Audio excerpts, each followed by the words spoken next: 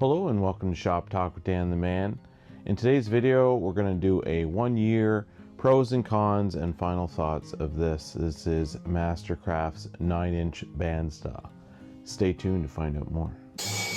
Hello, if you're new to this channel, my name is Dan Shannon. I enjoy woodworking as a hobby and being out in the shop. On this channel, dive deep into my shop as we explore tools and tool reviews, as well as chatting about everything related to woodworking. If this grabs you by the tool belt, please subscribe to my channel if you want more videos like this.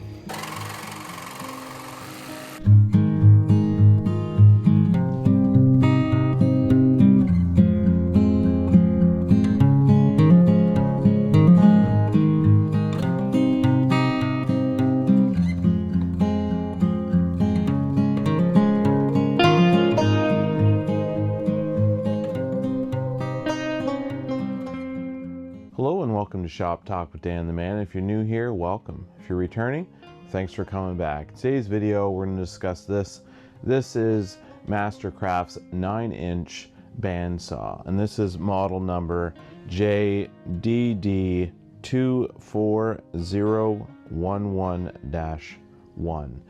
This saw, I have a full review. You can check that out. I'll put a link above here, and then you can come back and check out the 1 year review after you've seen all the features that this has to offer, the ins and outs. So without further ado, let's jump into the pros and cons, and then after that we'll follow up with some final thoughts. So would I buy this again? What's the build quality? Is it something you should own in your shop? So let's jump into the pros first.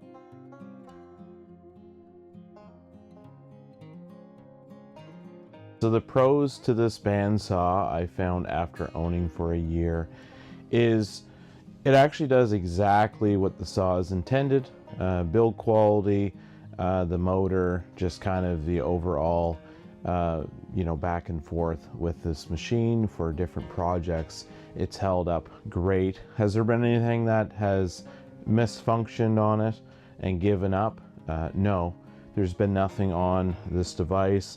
The fence is held strong, table, all the adjustments for the blade, the on and off switch, the power for the motor, everything has performed exceptionally well. There's been, like I said, no speed bumps along the way.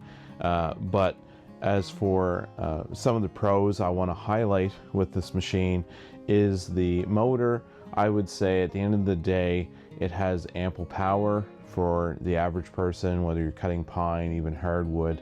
Once you get into the thicker stock, if you're cutting, say, 3 or 4 inches, that does tend to wear on the motor. However, if you let the blade do the cutting, then you will have no problems at all. And we'll jump into the chat about the blade in the con section. But as far as the motor goes, it works great. I only had it bog out once, and to be honest, it was user error because I was pushing some stock through some hardwood red oak, and the motor kind of bogged out a bit. I was getting a little impatient with my cutting speed, so that was user error. That had nothing to do with the performance of the machine, and had it had a better blade on it, it wouldn't have struggled as much with that exact cut. So you have to think about that. The other pro I will say is it tracks the sawdust well. So down below you have your bottom door that will open up. You just lift the latch. I do have all this in the features, but I just wanted to show this. I got the fence on, so that won't fully open. But if you notice down below, a lot of your sawdust, since the blade is rotating down through the stock, it pulls the sawdust in the base. There is a port on the back side. You can hook up a shop vac. But I found getting access to the base and cleaning out sawdust was very easy. I did a very good job. I didn't find it built up much on the table. You do, of course, have a slight amount of dust, but for the most part, I found it pulled the sawdust down into the bottom bank, and it was very easy to clear it out. Like you just seen there, I just unsnapped it, opened the door, and you just take your shop vac and clean it out. It's good to also unplug or pull the safety out whenever you're cleaning your machine, just in case, you know, this gets hit and it turns the machine on. You wouldn't want any safety concern there. So make sure you unplug it or pull the safety before you open any of these doors as a safety note. But yeah, the dust collection I thought was great, and something I would add in this video for the year review. And the other thing I want to say is I loved using this miter gauge on this side here. It was great for cutting small pieces. So if you were, say you had a piece or a strip and you wanted to cut little pieces off it for, say, a decorative bead on a picture frame or something on a jewelry box, having this miter gauge, you can just run your stock along it, hold it, and then pass it through the blade and do multiple passes to give you multiple cuts. It's very easy. You would never want to attempt something like that on a slide miter, just because of the power and the kickback. If you have a nice tray built for your saw and you have the zero clearance for the blade, you probably can do that just fine. However, this bandsaw is definitely better for safety when it comes to making very small cuts, because the blade, and you can do more precision because you have better placement on the piece that you're dealing with. So I really like the miter gauge. After using it for a year, I found that was a great feature to cut, like I said, small pieces. And basically, you know, at the end of the day, the pros on this, I mean, it does have a push stick. Did I use this push stick very often? I might have used it once, I want to say. If you had a small piece between the blade and the fence, you could take your push stick and push the stock through. So I did that once, so I haven't used it a whole lot, but it is nice that Mastercraft included that on the end of the saw in case you run into any issues where you don't want your fingers too close to the blade. Other than that, I found handling was very adequate. So what I mean by that is when you have a piece of stock and you're moving it around the blade, I found it did a great job getting different curves in boards. So if you wanted to do a circle, carve out a circle, it was great. You could turn it, no problem. The blade didn't seem to bind up too bad when it came to that. And I also found the pro for the saw was the setup. So when you run your stock through, you change your guard, you raise it up and down. I'll just show you that. So when you're running your stock through, you would raise your guard up and down according to the thickness of the stock that you had. So I'll just grab a piece. So if you have a piece of stock and you're running it through the blade, you first want to double check to make sure you have the clearance with these adjustment wheels and your front guard. So you just unlock it from the back, raise and lower it. You never want to have this too high when you're cutting some stock, because the blade will have lots of play in it and it's not recommended for safety and also performance to have your guide too high. So you want to take your stock, your thickness of your stock, bring it alongside the blade, and then lower it until the wheels come close to touching your stock. So make sure it's easy to pass through, and then put the lock on. So when that's properly set up, I would say that is a big pro for this machine, of how easily it cuts and tracks the blade where it needs to be tracked. All right, so let's jump into the cons after a year of owning this. Do I see anything wrong with it? So let's jump into the cons.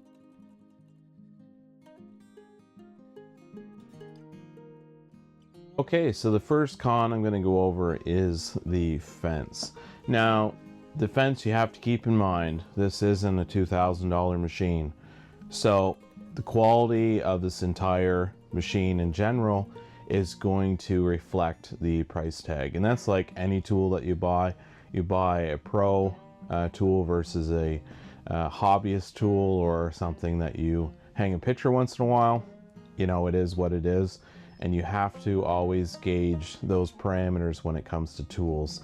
So this fence, the con to it is it's not quite accurate. It's kind of flimsy, you can see you know, on this machine, but does it track 100% accurate? Not all the time, but it does it enough. So in order for me to get this accurate, there's some adjustments here and then on the back. So you can adjust those. I recommend setting it to 3 inches on the tape on the front, setting it to 3 inches, and then locking it in place, and then running some stock through, measuring from the blade over, etc., just to set up the tool for the first time. But once it's set up, I just push in on either side of the front, and then once that's pushed in, then I just bring the locking mechanism down, and then it is locked in place. So you can double check with a speed square on that to make sure it's true. But that was really the main gripe on this machine, was the tracking of the fence. So if you're doing very precise cuts all the time and you're doing some higher end carpentry work, this might not be the bandsaw for you, just because you need 100% accuracy 100% of the time. So I wouldn't want you to have something that, you know, might be back and forth on the accuracy aspect. But for the most part, you're going to cut things straight on a table saw. For strips, you're not necessarily going to use a bandsaw. So, you know, you have to weigh that. For me, in the run of a year, I didn't use the fence a whole lot. It was more for you know, hands-on cutting. So if I was cutting a circle out, or if I had a line on a board, I would just kind of cut it freehand. I wasn't using the fence. So that was a con, I must say, for this saw, was just the fence not being accurate. And the other thing was the blade. So I mentioned that in the pros, that you know, it did cut, the motor worked well. But the blade on these saws, and it's just kind of standard practice with most of your tools in your shop, the blade that comes with the saw on average is usually a junk blade for the most part. Now there are some exceptions. You buy, I have my slide and miter saw, and I found the blade they had on that was adequate. It wasn't as good as the Diablo or a Freud, but then you're jumping up into more money. So with this blade, you can see the teeth are quite thick on it, very rough. So I would say if you had a finer, Bosch makes a really nice blade. My dad actually just upgraded his bandsaw. He has a Ryobi, I believe, and he upgraded his bandsaw with a Bosch blade. And he said it's like mind-boggling, the difference in the cut and in the overall performance of the machine, which makes sense. I have a circular saw, and I used that for a while with the factory blade that came with it, and then I switched over to a Diablo blade, and man, oh man, game changer at the end of the day. So have I had the opportunity to change out the blade on this? No. So my experience over the years has been with the factory blade only, and I would still recommend the saw.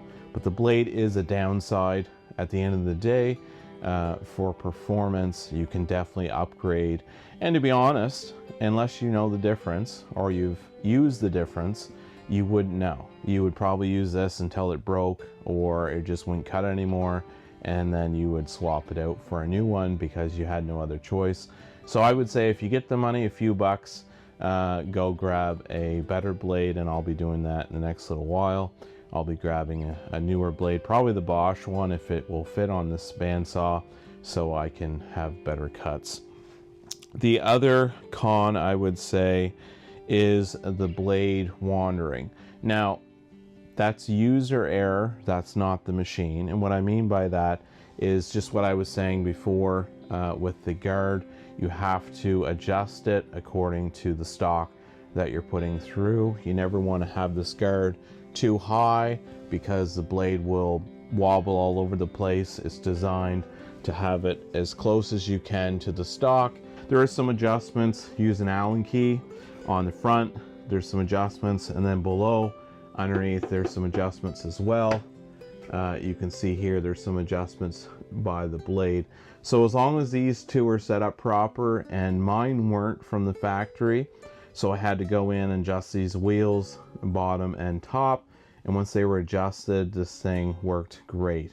But it didn't at first, so don't get frustrated with your tool until you explore all the different adjustments that you need to do for your tool, because if you don't, you might end up bringing this back to the store, in which case it was user error, not the error of the tool.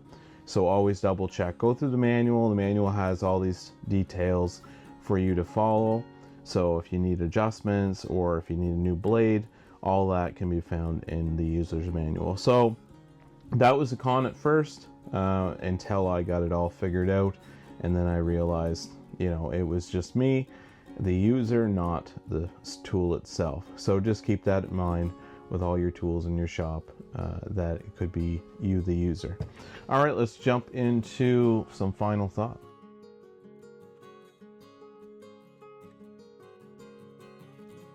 Okay, some final thoughts on this bandsaw. Would I buy it again? And the answer is absolutely, I would buy it again. And the main reason is the price point. So how much this costs at Canadian Tire, you can usually wait for a sale. I don't usually buy anything at Canadian Tire full price these days, because I know just around the corner they'll have a sale. I had got this for I think $100 off around Christmas a year ago. So, you know, hold on if you can. If you don't need this right away in your shop, you can definitely look for a deal on the pricing for it. And at the end of the day, it's costs of what it costs, and the quality reflects that. So what do I mean by that? I mentioned this earlier in the video. You get what you pay for. So for 200 bucks, like, I think it's phenomenal. The fence, you know, yeah, it's a little questionable for accuracy. Motor works great. The clear out's great, like all the different pluses I mentioned in the pros. It even has an expansion table on the side here. There's a couple butterfly bolts, you loosen them and it slides out. So that was another thing I didn't mention in the pros, but I really enjoy having a little bit longer or wider, in this case, workspace or work table, so I can maneuver my stock as I'm cutting. So at the end of the day, it's a great tool if you have a budget, or if you're like me, you have a small shop and you also need a bandsaw, but not on a regular basis. So, you know, the odd time you'll have a project, you need to cut something small, it's great. Or carve out, say, a circle. You're doing a plant stand and you need to carve out a circle. You can put that on there and then turn it around and cut it with the blade. Or if you have a jigsaw, that would do the same thing. Or a scroll saw, but scroll saw is made for finer work, whereas this is made for more rough lumber or thicker lumber to cut through, because it has a bigger motor and usually a wider blade than your scroll saw. So hands down, great saw. Like I said, price point and quality, and for my shop. Is there more capable saws out there on the market? Absolutely there is. There's some industrial ones, floor models ones that cost, you know, 8-10 grand, you know, maybe even higher. I haven't explored those because that's not the quality / price that I can afford for my shop. So this one checks all the boxes. The only thing I need to do is swap out the blade, like I mentioned, you know, to get that little bit better performance. So thanks for watching today's video. And if you do have a saw like this, or if you have a bandsaw in general, leave some comments below. Maybe there's something on the saw you really hated that I didn't bring up, or something you loved that I didn't bring up either. Just leave those comments below. Just get the conversation going about this tool. Or maybe you have a different brand. Maybe you have a rigid brand or a DeWalt. leave those comments below as well. Maybe you looked into this one, but there was another company that offered a similar product, Ryobi, price point wise and overall quality, and you went with them for A, B, and C reasons. All right, thanks for watching today's video. Please give me a like, and if you're not part of the Shop Talk family and you'd like to be, please click on that subscribe button down below. We'd love to have you on board for shop conversation, videos like this, and just in general talk about shop. So like I said, it doesn't matter how big or how small your shop is, just get out and enjoy it. Go out there and fire up a tool, make a project, or sometimes I'll just come out with a cup of coffee and make some ideas, write some stuff down on paper, some plans for future projects. See you in the next one.